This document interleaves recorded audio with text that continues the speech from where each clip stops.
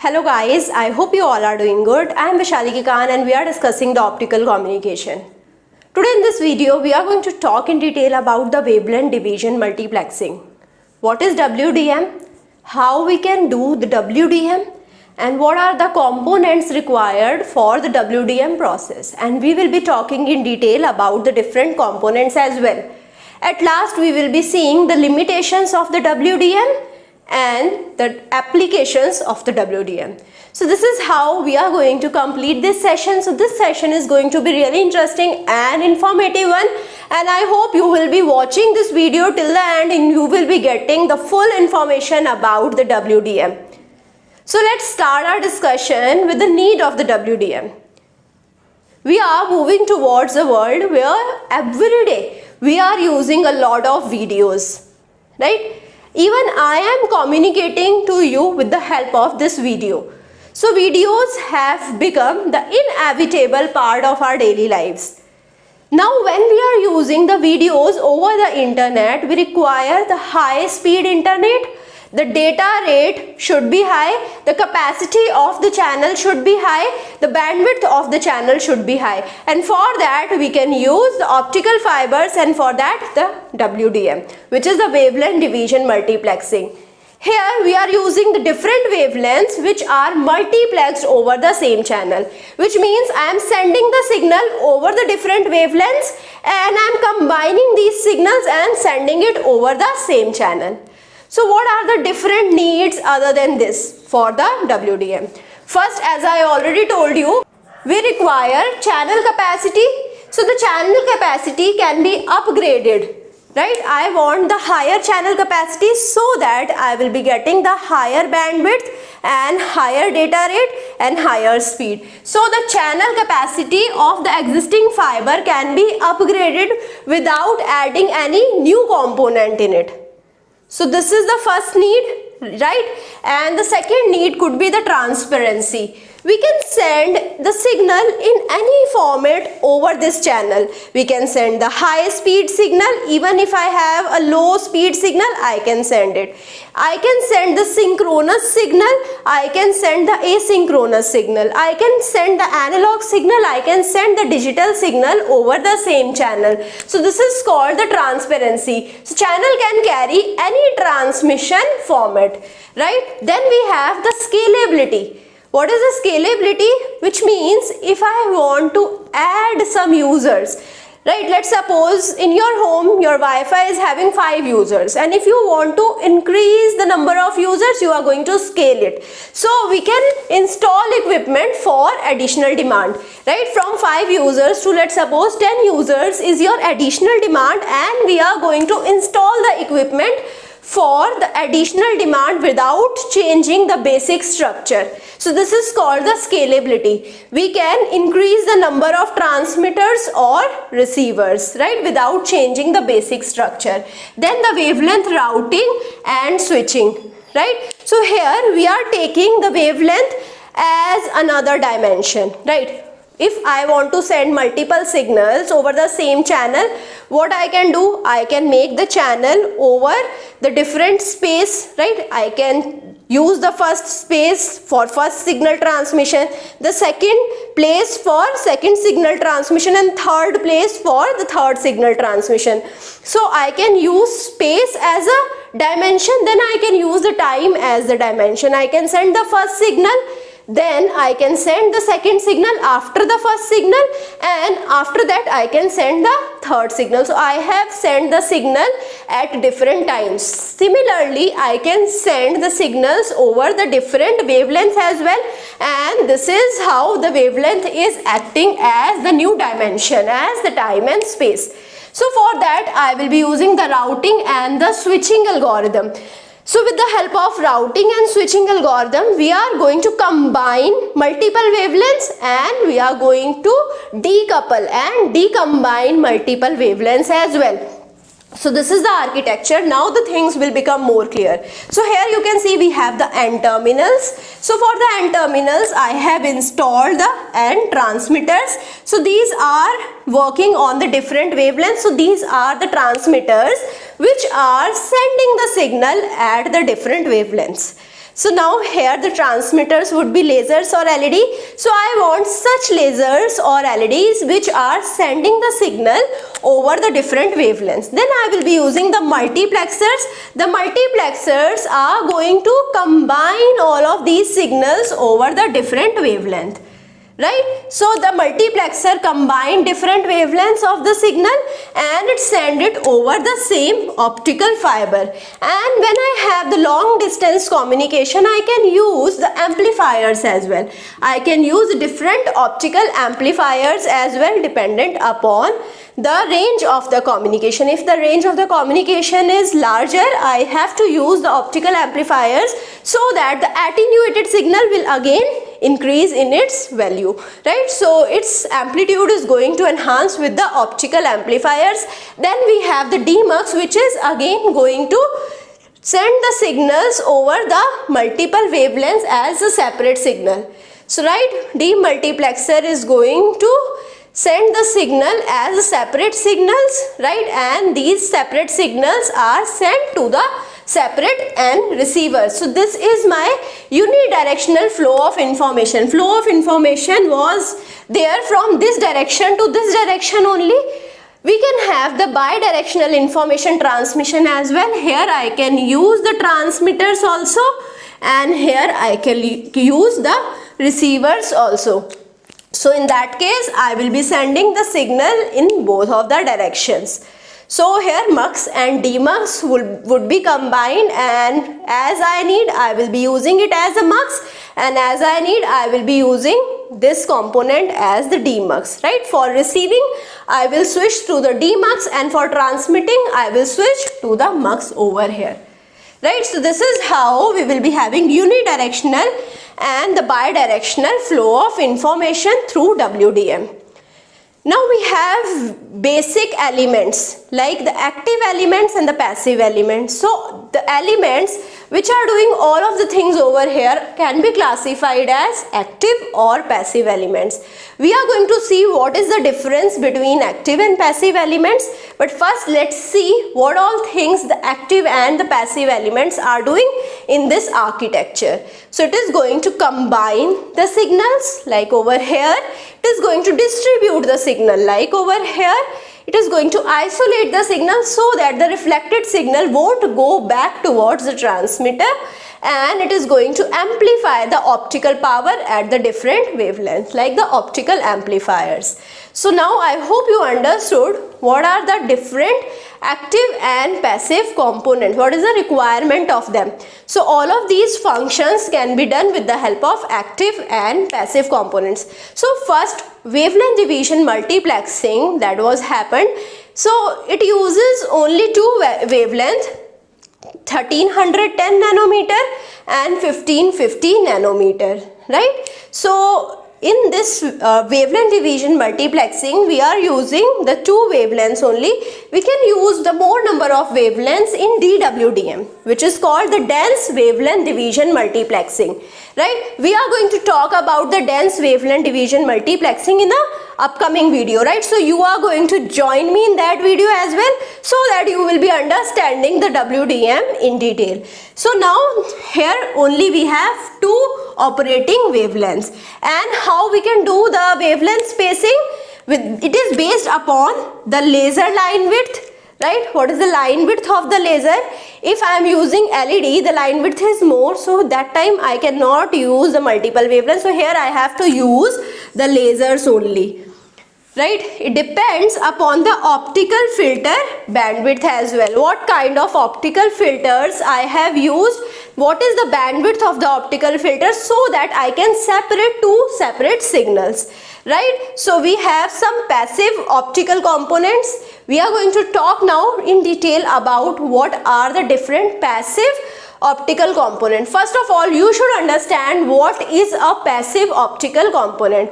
A passive optical component is going to amplify, combine, decombine, all of the things it is going to do in the optical signal only. It is not going to convert the optical signal into the electrical signal. So all of the processing it is doing the optical signal only. So it operates in the optical domain only, and there is no conversion of electrical signal or the no conversion from optical power to the electrical power is required.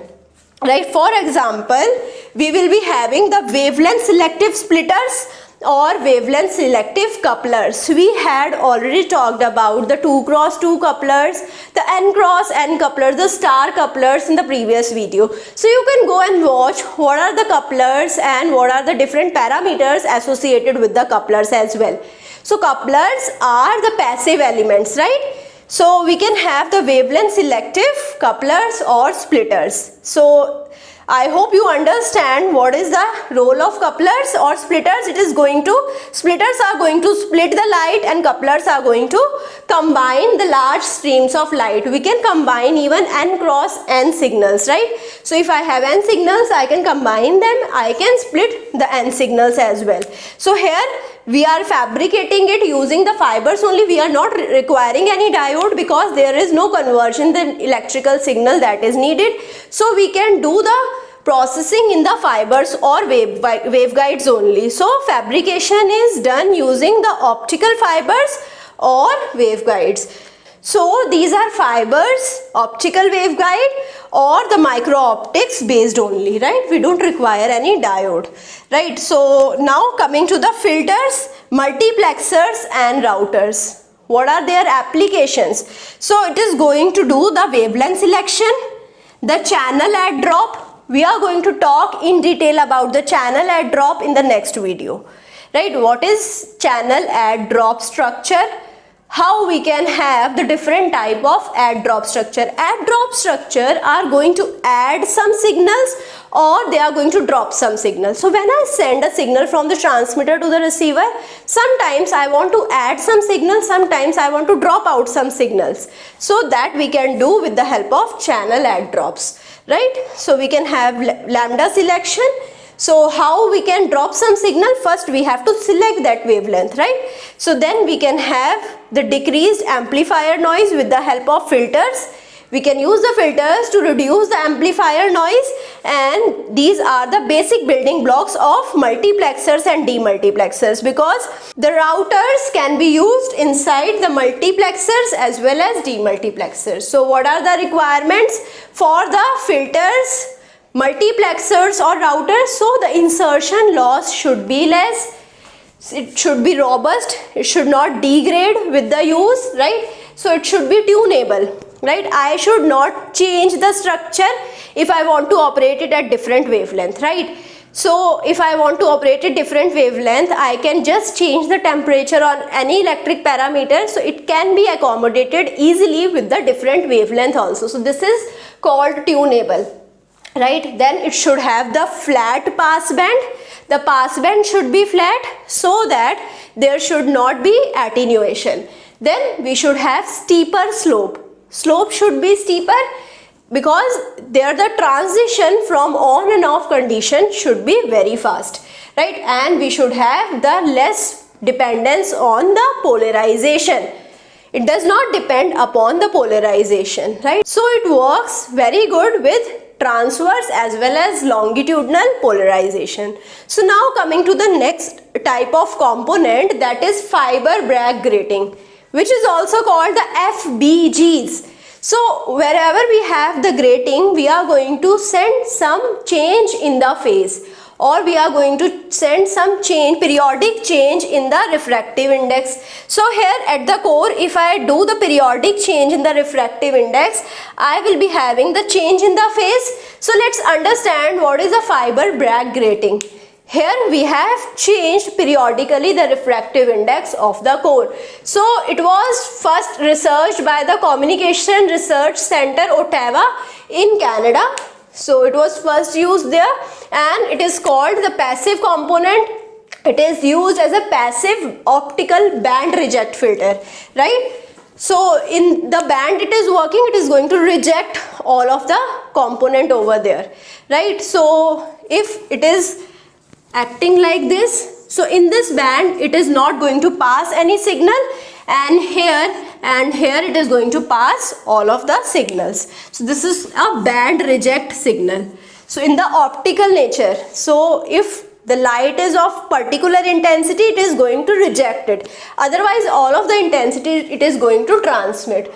So how it is created? I already told you, creating periodic perturbations in core, so that I will be having different refractive index in the core which is varying periodically. So I will be having slit space. So this slit space is equal to the pitch. So the slit space is going to tell me what is the pitch, right? So how it is used is application in the wavelength filter. As I already told you, it's a band reject filter. It is used as a wavelength filter. It is used in the optical sensing. It is used in the EDFA, erbium doped amplifier gain flattening, and to reduce the dispersion losses it is used. So how it is changing the refractive index? This equation is going to tell me. So NZ, Z tells me the distance from the center towards the core. So NZ will be equal to the N of core, the refractive index of the core, plus delta N. Delta is the maximum refractive index, 1 plus cos 2 pi Z. This is Z upon, this is the pitch, right? So according to the pitch, I am going to have the change in the refractive index. So you can see the refractive index is going to vary periodically, right? So when the refractive index is varying periodically, I can have the various applications for this grating structure. So FBGs have various advantages and disadvantages and applications. So one of its application is add drop multiplexer. We are going to talk in detail about the add drop multiplexer in the next video. Now advantages. Because here I am changing only the refractive index periodically, we have easy manufacturing, decreased cost, and easy coupling. Coupling would also be easy and decreased insertion loss, and as I told you, it is a passive device, right? Now coming to the disadvantages. It is temperature selective. If I change the temperature, then it is going to affect the refractive index and it is going to change the Bragg wavelength, right? So it is very sensitive to the temperature. Now coming to the next device, which is interferometer. What is interferometer? It is going to give me the coupled signal and it is going to give me the distributed signal as well, right? So how we are going to get the coupled signal?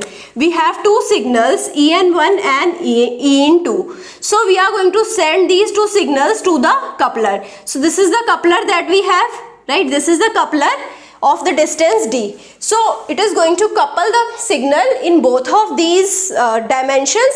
So in both of the directions signals would be there, but both of the sides are having different length. This side is having the length L, this side is having the length L plus delta L. So in both of them we will be having different phase, and here again we will be having the coupler. So when I have the second coupler again, constructive or destructive interference will be happening and I will be getting the different output signal. So here we have the two interfacing path. So the two interfering path will be having the different wavelength and we are going to resolve the wavelength with the help of the coupler as well. So here we are using the two couplers, and the basic type of interferometer is a Mach-Zehnder interferometer, right? So this structure, the 2x2 structure, is a Mach-Zehnder interferometer, right? What is its application? As a wideband filter. If I want to separate out these two wavelengths, 1310 and 1550 nanometer wavelength, I can use the interferometer, or it can be used for the narrow band filtering as well. When I cascade a lot of filters together, it can be used as for narrow band filtering applications as well, right? So the Mach-Zehnder interferometer is this interferometer. So here we are having the increase in the phase shift because this one signal is traveling directly over this L and one signal is traveling on L plus delta L. If I increase delta L, I will be having the increase in the phase shift. So I will be having increased constructive or destructive interference, and this is how easily I can separate the two signals at the output. So the path length difference delta phi is represented as 2 pi n effective upon lambda delta L. So path length difference depends upon the delta L, right? The difference in the path of the two signals. Now the power is given as 2 pi n effective 1 upon lambda 1 minus 1 upon lambda 2 delta L, right? So now coming to the diffraction grating. What is diffraction grating? So in the diffraction grating, we are using the different signals and we are using a lens. So different signals are over different wavelengths, that we know. We are using a lens now to couple these signals to the optical fibers. So we are using the diffraction grating to send these signals as a different wavelength signal. So when I pass a signal which is having lambda 1, lambda 2 up to lambda n up to the diffraction grating, it is going to give me the different signals over the different wavelength, and then I can use the lens to couple it on the different optical fibers, right? I hope you understood what is diffraction grating. Now we have the discrete signal wavelength laser.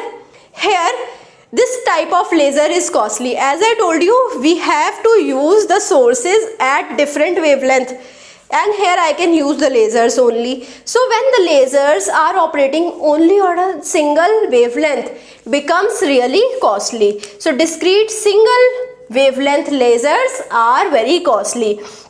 Then the frequency tunable lasers, which are dependent upon the temperature variations. If I vary the temperature in surrounding to it, it is going to operate on different wavelength. So this is how frequency tunable lasers does not require its change when we are operating it over different wavelengths. So we can use the same frequency tunable laser for different wavelength operation, right? Then we can use the arrays of lasers of different wavelength also.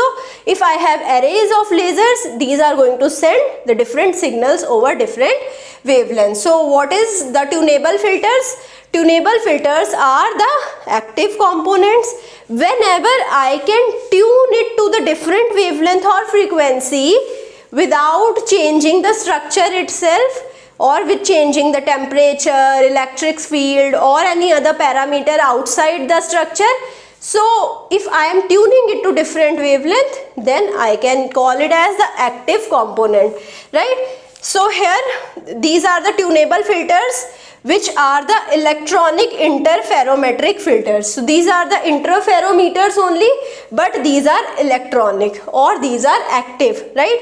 So here the temperature variation is going to change the length, or the refractive index variation is going to do with the help of temperature variation. If I vary the temperature, either length or refractive index is going to change, and due to which the phase of propagating light will vary and the added signal intensity will be varying, right? So it is going to depend upon the tuning range, right? The tuning range is in terahertz, right? And then it depends upon the channel spacing, right? I want the channel spacing so that two signals will not intermix, and we require the maximum number of channels so that the maximum number of receivers can be taking the information, and it depends upon the speed as well, the speed of operation. So what are the issues? So issues is non-linear inelastic scattering. So in WDM, we have very high level of SBS and SRS, stimulated Brillouin scattering and stimulated Raman scattering. So these two effects are going to impact the wavelength division multiplexing a lot, right? After that, we will be having the non-linear variations in the refractive index as well, right, with the help of wavelength division multiplexing. So these two are the limitations of the wavelength division multiplexing. Now coming to the applications. So first it is used for the video conferencing, video network conferencing, then the real-time medical imaging, right? So real-time medical imaging means the person, let's suppose he is inside the CT scan machine and the doctor can real time view the different things inside him. So it is real time medical imaging. Then it can be used for the scientific visualization, and at last it can be used for the high speed supercomputing as well. So here we have covered a lot of things about the WDM. In the next video we are going to talk about the add drop networks, and then we are going to talk about the dense DWDM as well. So I hope you will be meeting me soon in the next video, and I hope you like this video. If you like it, please push the like button, subscribe to the channel and share it with your friends, and give me your feedback as well. And if you have any doubt, you can go to the comment section and you can put the doubt there. Thank you so much.